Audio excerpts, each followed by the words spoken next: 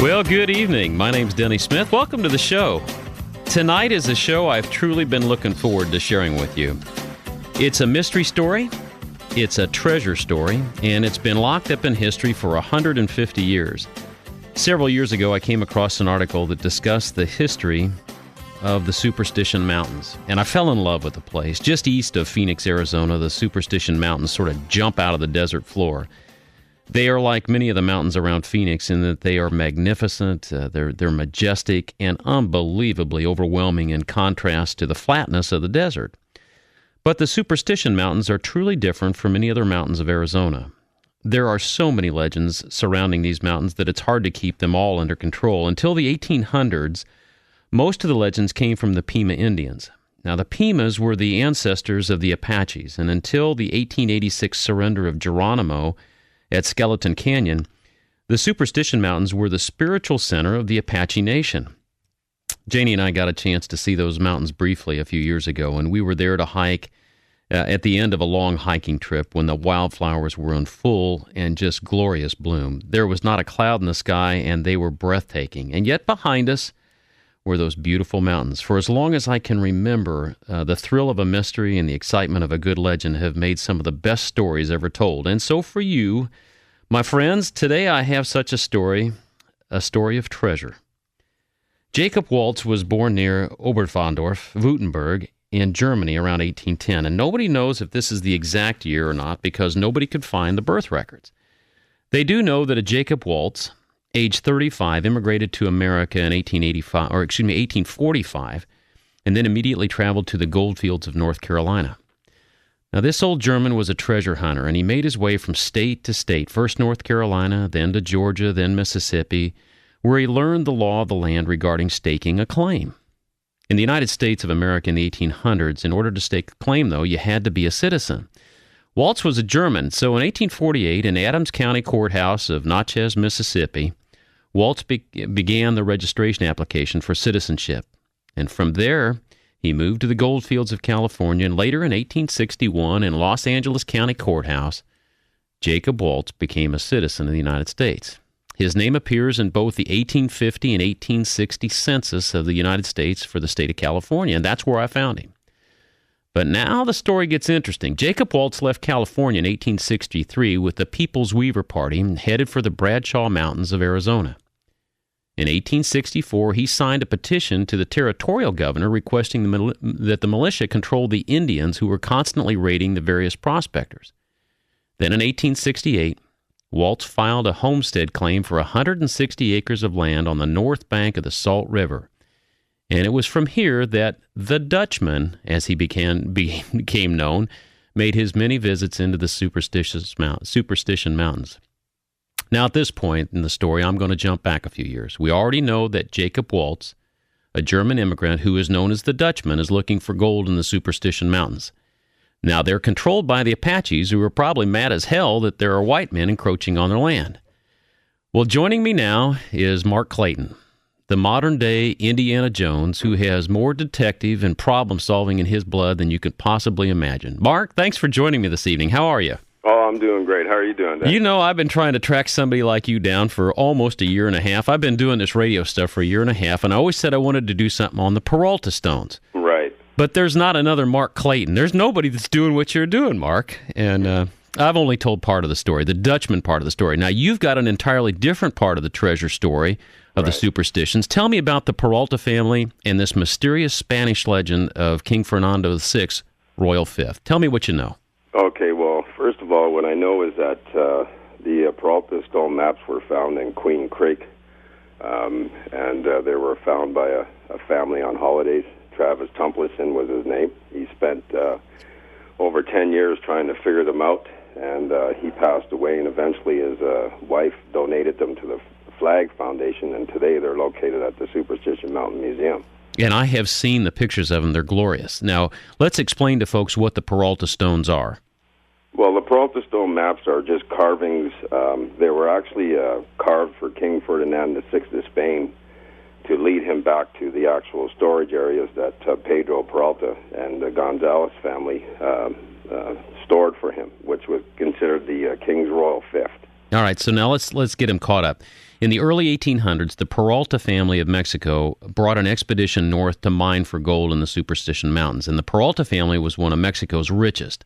You know, I think it was rumored, Mark, they had as many as 18 different mines in those mountains. Many of them, they had gold, but how were they connected to King Fernando? Well, how I know that they were connected was that at one of the storage sites, there's a king sitting upon the throne. He's about 30 to 60 feet tall, with the Roman numerals 5 and 1, which represents King Ferdinand VI. That's carved into the mountain? Yes, it is. It's about 60 feet tall. Folks, I told you this was Indiana Jones. Mark, you the man. I'm so glad I found you. Now, have you seen him? Yes. Actually, everything's been documented. The first storage area is documented in the the book that I've written, the conclusion to the original Peralta stone maps. Yeah, we're going to let you brag on that book here a little bit later. That's a pretty cool book, too. Right. But inside you can see the king sitting on the throne, and you can see the cap rock and the boulder above the cap rock. Yeah, you know, the Peralta family was careful and left what have come to become known as those Peralta stones on the trails in these paths around Weaver's Needle. Now, I'm assuming this is around Weaver's Needle. Weaver's Needle was Paulino Weaver, and it's that real tall spire right in the middle of the Superstitions. Is this in and around that area? Yes, it is. Okay. All right, so these were trail markers for the Peralta expeditions to come up from Mexico so that people could find the place. Well, yes, actually, the stone tablets, they came from the Gila River, and the stone tablets were dropped off at Queen Creek because that's the beginning of the actual treasure trail itself. All right. When you go to the 18 places, at the end of the 18 places, that's where you'll find the King's storage room, which would be the King's Royal Fifth. That's the one we're looking for. Joining me on air this evening is Mark Clayton.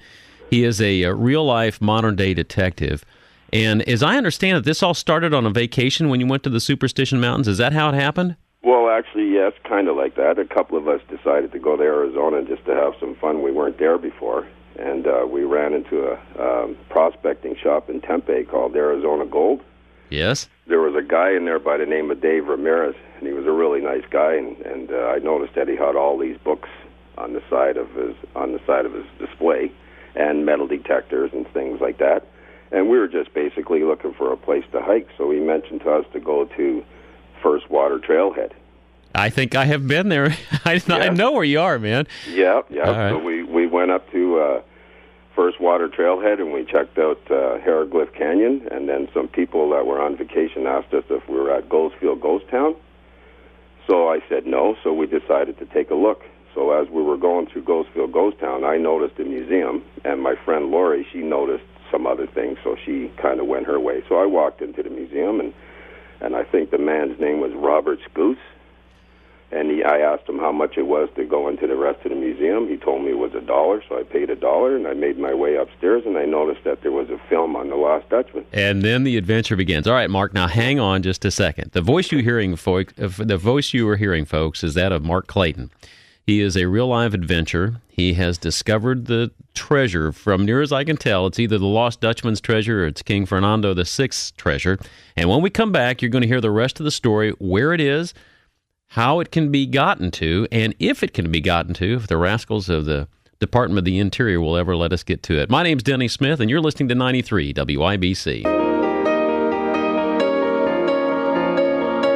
93 WIBC. My name's Denny Smith. Good evening. Thanks for being a part of the show. As I said earlier, this is a show I've been looking forward to for 18 months. When I first sat down behind the mic here, I guess it was about a year and a half ago, I asked Matt Hiblin if he could find anybody that knew anything about the Peralta stones. The Peralta stones are navigational aids. They are maps that were left by the Peralta family as they were mining and hiding and storing King Fernando VI's treasure. Mexico was, I guess, a protectorate of Spain at the time, and all this took place back in the 1800s. Well, neither Matt nor I could find anybody, and then I have somehow discovered this fellow by the name of Mark Clayton. Now, Mark, you're a high-rise window washer. Did I get that right? Yeah, Yeah, that's me. Yeah, you. Now you're hanging on the side of these buildings, and what's like? How high are these buildings that you're washing windows on? Oh, usually about 30 floors, 30 stories. 30 stories. All right, so now you're down in Arizona, and all of a sudden you're in this shop, and you see that that there's mines or there's treasure hunting, and you end up in the Superstition Mountains, and you end up in this one room, right? And you see all the the metal detectors and all that. Finish your story now. I sort of had to interrupt you so we could do some spots, but now tell me what happened next. Okay, so what happened was after I watched the show on The Last Dutchman Mine, I noticed behind me my friend Lori was standing behind me, and she mentioned to me about the maps that were located downstairs. She asked me if I'd seen them. Okay, those are the Peralta stones? No, actually, these were just, the Peralta stone maps were located as soon as you enter into the museum, but these were the Gonzalez's maps. Now those are, and I've heard a lot about the Gonzalez maps. Yes. All right.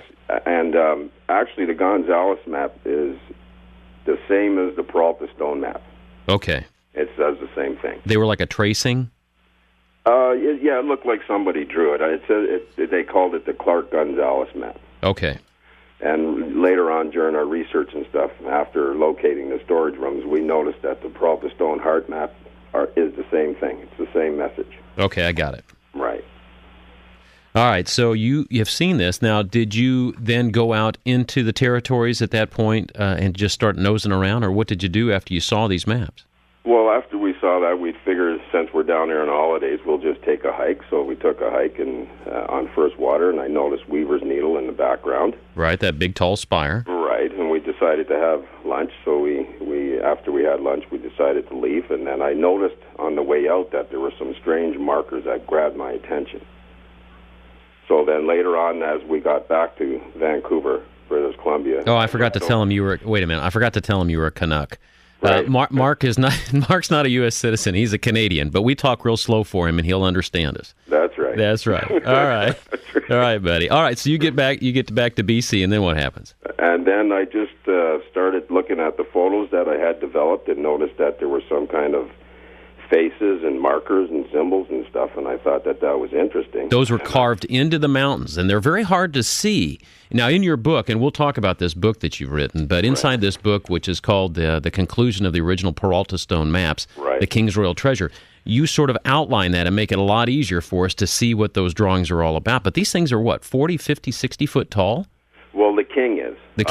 Other ones, they vary in size. All right, now there's monuments are usually the bigger of the trail markers and mountain monuments. Which one was the first? Did you see the arrowhead first, or which one did you see first?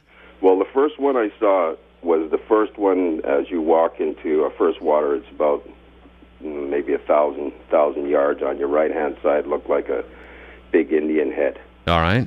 And I did some research, and I read a book from Charles Kenworthy. And in his book, he states that it basically is the beginning of the trail, and it should lead you to your goal if you follow the rest of the markers. Now, this story is 100 years old, Mark. I mean, they got of the Peralta stones. There were three that I remember. There was the heart stone, the priest stone, and the horse stone. Right. And I'm going to ask you about the heart stone because there's numbers on this heart stone. I don't understand that. I want to get. So, did you use the stones, or were you using the Gonzalez map? Well, in the very beginning, we used the Gonzalez's map. All right. And honest to goodness, you were just down there on holiday, nosing around, and then you start to pick up the stuff up on the walls, and it just caught your attention. And then after that, it just drew us. And then I followed the first marker, found the second marker, found the third marker, and I followed them all the way until I found the king sitting in the throne. Oh, my gosh. And then once I found the king sitting in the throne, and I wrote the book, I realized that there was another point of interest, and that we just finished doing recently, and that is the one that is down in the Queens Creek area. All right. Now, I remember the photos of the Queens Creek. Now, that's a lowland. That's like a little creek that goes between the mountain ranges itself? Right. It's just along Highway 60 down there. All right. Now I know. Now I definitely know where that is. Right. And if you noticed in the Peralta stone maps, there's a cross. Yes. Well, on the second site down by Queen Creek area, we found an obelisk. Okay. An ancient obelisk. It's about 4 feet tall. We found a sundial. We found the Gonzalez Peralta master map carved on the boulder. Really? Really. Mark, you're killing me here. No, This is for 100 years, and you dug this. Unbelievable. I'm the dude. You the dude? Yeah, you are the dude. All right. I'm the dude. Where do the points of interest on the Gonzales map and the Peralta maps actually lead to? Where are they going? Okay. First of all, the Gonzales map leads you from the Gila River. All right. The Peralta Stone maps, it leads you from Creams Creek. Now, this is about from civilization. That's what about? You're back in the mountains about 10 or 15 miles. How far back in there are you? For the King's Treasure? Yeah. We're about 7-8 miles. 7-8 miles. Okay, that would make right. All right. So the Gonzales map leads you from the creek. No. The Gonzales map leads us from the Gila River. From the Gila River. Okay. Right up until the King. All right. But it's saying before you get to the King, there'll be the first treasure, and then the second treasure is the King. All right. Now, then where do the Peralta maps lead to? Because were there just the three, the priest stone, the horse stone, and the heart stone? No, actually, there was another one. They have them on both sides. On one side, they'd have the priest and then Don, and then there's another one which just has a cross on it. All right. Okay, so the cross represents a burial site. Oh, is that where somebody died? And that's where the obelisk is located. Okay. And I'm making you remember all this because this is a great story. I can't believe you're down there on vacation. Yeah. You're a window washer. Well, do you think that perspective of being up high on, washing windows gave you a little bit better perspective that most of us would just miss? Well, I think it was more of just they're basically right in front of your face. Yeah, but you see, I've been up there and I've looked at that, but I didn't see them. I'm just a knucklehead, I guess. But no, because you got to remember too that some of the most important signs are sun symbols. Oh, and okay. They come out at a certain time and a certain date. Oh, okay. That month would be the month of March. I'm trying to remember when Janie and I were there. We were there on our anniversary, which was in April. Right. And that's when the flowers bloomed. The flowers were blooming, and I didn't see anything. We were nosing around up there and just hiking around. And I ended up taking a whole bunch of pictures of my wife and those beautiful yellow flowers. I don't know what that yellow flower is around the desert, but I got more interested in my wife than I did the treasure, Yeah, what can I say? Your wife is the treasure. Yeah, thank you very much. She's listening to you right now. Yeah. All right, so now Jacob Waltz must have been in the right place at the right time. Did he have his own treasure, or did he discover the Peralta, the King's treasure? Okay, well, first of all, I'd like to say legend is legend. All right, so we're talking about the Dutchman now. Okay, now as far as I can understand the Dutchman, I'm sure he was there and he did find some gold. But as far as where he was getting it from, no one seems to be able to pinpoint it. It's a very vast wilderness, as you know. Yeah, he was pretty tight-lipped. He had somebody, his caregiver, he died in 1891 at the age of 81, and his caregiver found a whole stash of gold hidden under his bed with a note that he'd left it for her because of all her years of caring for him. That's Julia Thomas. That was her name, exactly. But, now, did she ever know any of the location of any of his treasure? Well, no, because he was basically telling the story to Reinhard Petrasch. Okay. Julia Thomas was the lady that worked at the bakery or ice cream shop, and there was a flood in Arizona at one time, and she asked Reinhard to go and get him. So he went and picked him up and then brought him back to the shop, and he wasn't doing so good, so she was kind of nursing him. So as he was laying there dying, he kind of related the story to Reinhard, but Reinhard wasn't paying attention, and supposedly she spent many years looking for it and didn't find it. Well, they probably thought he was a crazy old Dutchman. I mean, that was 120 years ago, Mark. Yeah, I know, but 49.5 pounds of gold under your bed ought to get you moving. I think so. This is the voice of Mark Clayton, who is hooked up with us from. Are you in BC or where are you in New Brunswick, or where are you now? I'm in Vancouver, British Columbia. Okay, you're in BC. Well, he's joining us here this evening, and when we come back, we're going to learn a little bit more. There's some numbers in some of these Peralta stones. There's numbers in the Heart Stone. We're going to figure out what it's going to take to get to this treasure, who the Department of Interior it really is, and what's in it for the person who finds it. My name's Denny Smith. We're learning the story of the lost Dutchman mine, King Fernando VI's treasure, right here on 93 WIBC.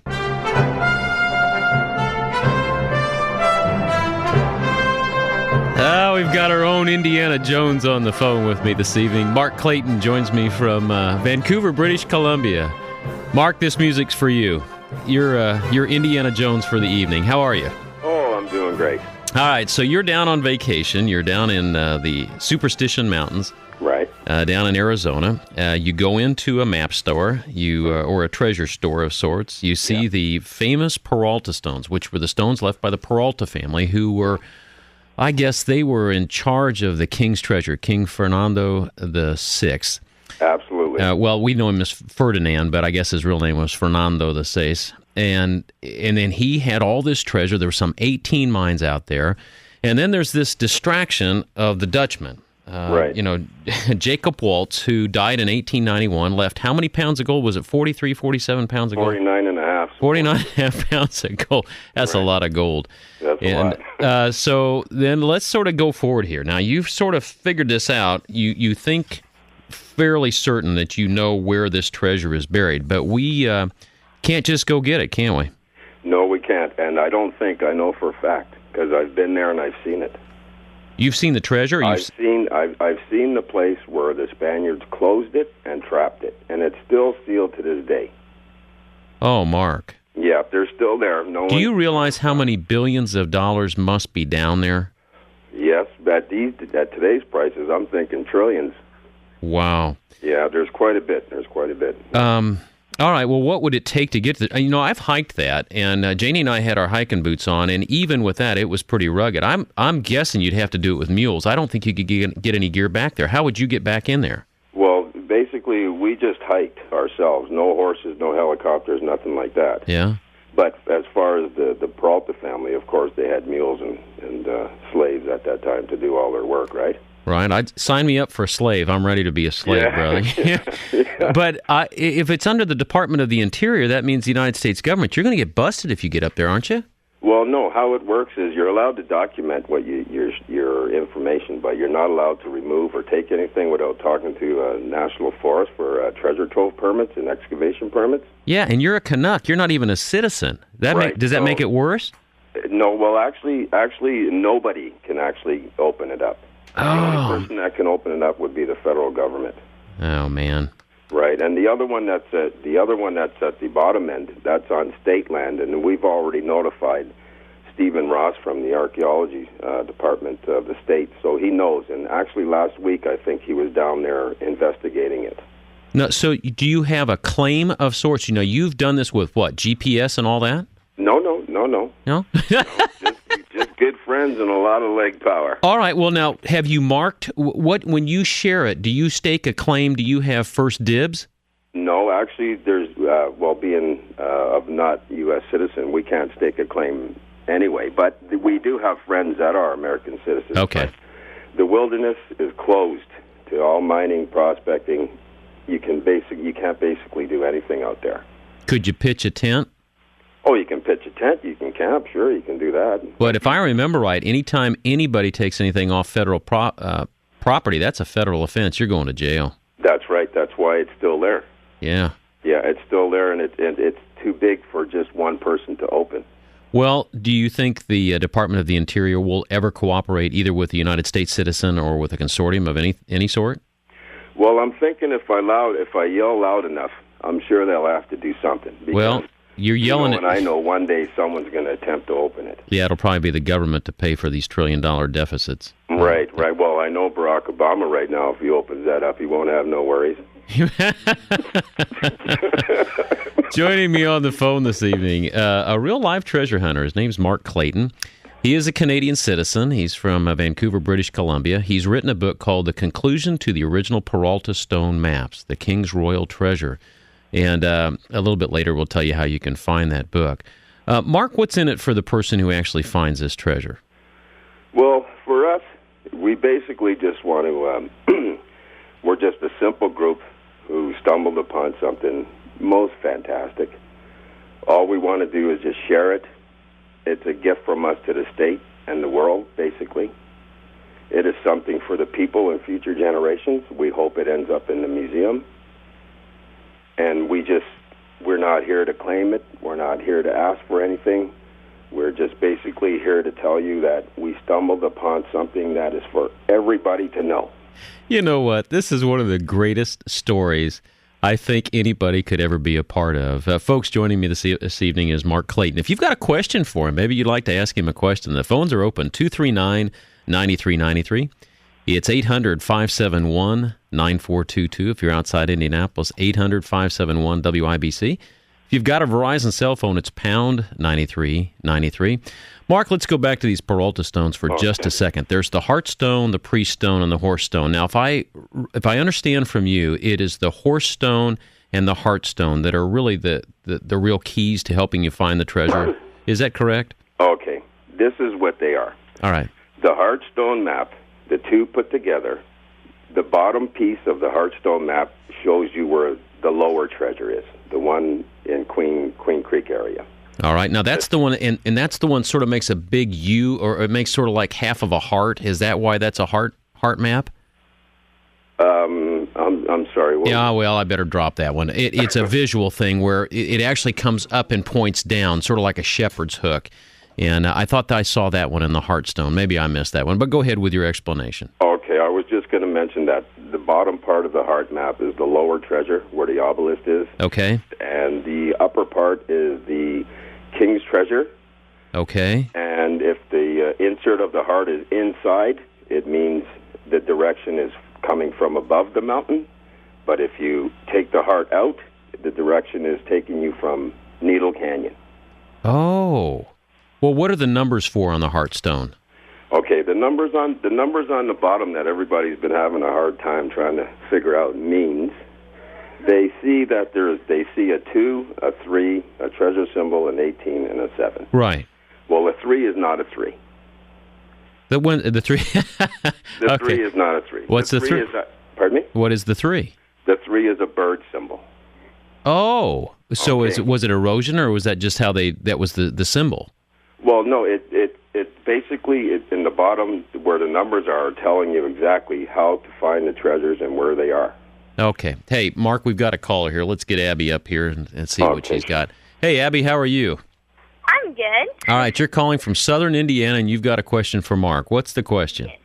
I was wondering, what state is the treasure in? All right, that's a good question. Mark, where is all this? It's in Phoenix, Arizona. All right, and it's to the east of Phoenix. You go straight out, and Abby, as you're driving due east, you're going to run into a mountain range. And I'm trying to remember what the city is that it's past, Mark. It's about an hour and a half. I think it's Apache Junction. Apache Junction. And you drive and drive and drive, and traffic at the wrong time of day is horrendous, but it's just beautiful out there. All right, so we've got the bird symbol. Now, what was the bird symbol for? What was that to designate? Okay, the bird symbol is a change your direction. So at the second dot on the Peralta stone maps, you're supposed to change your direction at the second dot, and that's your first treasure. That's where you'll find the obelisk, the boulder, the petroglyph master map. You'll find the sundial. You'll find the stone treasure box. All right, now I'm going to go back on this here. Okay. Now, and don't take this the wrong way, because I'm a plumber's son. I'm a plumber's kid. You're a window washer, and you go down to Arizona, and you start deciphering all these maps that people for 100 years couldn't figure out. What were you doing? Were you just spending all the time in the library? How'd you get this figured out? Well, geez, that's a long story. Well, I tell you what, you hold that thought. When we come back, we'll listen to the beginning of this long story. My name's Denny Smith. You're listening to the story of the Lost Dutchman's Mine. It's out in the Superstition Mountains just east of Phoenix, Arizona. On the line with me, Mark Clayton, all the way from Vancouver, British Columbia. More of the story when we come back on 93 WIBC. 93 WIBC, joining me this evening, Mark Clayton, who's written a book that's built around the mysterious Spanish legend of King Fernando VI's Royal Fifth, a treasure that has been sought for more than 150 years. Now, Mark Clayton, with his friends, used maps and pictures, and it's been I don't know, how long have you been doing this, Mark? 13, 14 years? How long? Actually, it's been 14 years, yeah. 14 years. Now, you've been tracking this hidden treasure with ancient maps, the Peralta stones, sun symbols, the Spanish mountain monuments, everything from Weaver's Needle to, and then the Spanish trail markers in the Arizona desert. Yeah. Boy, you got hooked big time, didn't you? Yeah, I certainly did. Yeah. Is Dave Ramirez still around? Actually, Dave Ramirez passed away about 7-8 years ago. Yeah, he was the one that hooked you. You were hooked forever. Yeah. All right, now, I guess where do we go from here? What's the next step for it? Now, there's a group called the Clayton Group. What's the Clayton Group? The Clayton Group was just a group of friends. There was 2 of us, like I said in the beginning, Lori and myself, and then eventually just friends that got interested and helped along the way, basically. All right. Now, have you been in communication with the Department of Interior? Yes, I have. And how's that going? I talked to Steve Ross, and he was supposed to be on the site last week, and I've also talked to NBC News. Really? Oh, yeah. Oh, I like this. Yeah, I've also wrote letters to the governor. I've talked to the Forest Service. I've talked to the museum. I've talked to... You see, basically, we've found this about within 7 years, 5 years, we actually found it. The rest of the time has just been trying to convince people that we haven't lost our minds. You have lost your mind. You talk about gold. You know what? You have lived the dream, buddy. LTD. You have done what anybody who has hiked the mountains has always gone over and they've seen old mine shafts and they think, I wonder if there's anything down there. And here you are. You found one of the greatest treasures of all time. Yeah, most definitely. Have there been any records from the Peralta family or from any inventory of what could be in that mine? No, but I'm sure that it's a large storage room. It possibly could be an underground world. Really? Yes. It could be from an Indian tribe, an empire at one time, possibly. Well, the Pima Indians; those are the forerunners to the Apaches, and they were definite warriors. The Anasazi are just a little bit. Let's see. The Anasazi would have been to the east of there and a little bit south. They're more canyon type people. Right. But man, what a great story. So what's next for you? What after you get this story all told, do you think they'll ever let you guys get in there to excavate it? Maybe not to make claim of it, but just to excavate. Well, right now we're trying to get Steve Ross, the estate archaeologist, to get the curator from the museum to excavate it, and hopefully one day get it to a museum for all of us to see. You know what you have done with the sun markers, with the etchings or the carvings that are in the sides of the mountain. Right. Any archaeologist is going to have to sit up and pay attention to this because these are ancient. From the drawings the pictures that I saw, I mean, you've got plant outgrowths within these within these carvings now, so they're obviously ancient. He'd have to see that. Oh, it's magnificent. And Denny, on the last treasure that we found, because the sundial is located there, right? We found the place that you stand at the right time in the morning. It comes up, the sun comes up, shines through a window rock and illuminates the entrance. You know what? I'm telling you, if this isn't Indiana Jones and the Temple of Doom, I mean, the whole 9 yards, the Ark of the Lost Covenant, what happened the first time you saw that sun pop through there and illuminate that? I bet you just about soiled yourself. Mind-blowing. Mind-blowing. So how many people were up there on the mountain? I'm assuming you've taken hundreds and hundreds of pictures. Oh, thousands. Thousands? Thousands. All right, now tell us about this book, because I think this is one of the most magnificent stories of treasure found. Now, we haven't seen it yet, and this is all conjecture at this point, but how can people learn more about this book you've written? Well, you can visit the website, which is www.discoveryinarizona.com. Discoveryinarizona.com. Or www.theperaltastonemaps.com. The Peralta Stone Maps. But, if you just want to do a Google search, here's how I found him. I had read a little bit about him, and I just did Mark Clayton, Peralta Stone, and then I tracked him down. That's how I found you, buddy. Oh, is that how you... That's how I found you. Man, and I tell you what, if you're running from bill collectors, you're safe, because you're a hard man to find. You found me pretty quick. Yeah, so... The rest don't. Yeah, how often do you get down to Arizona now from BC?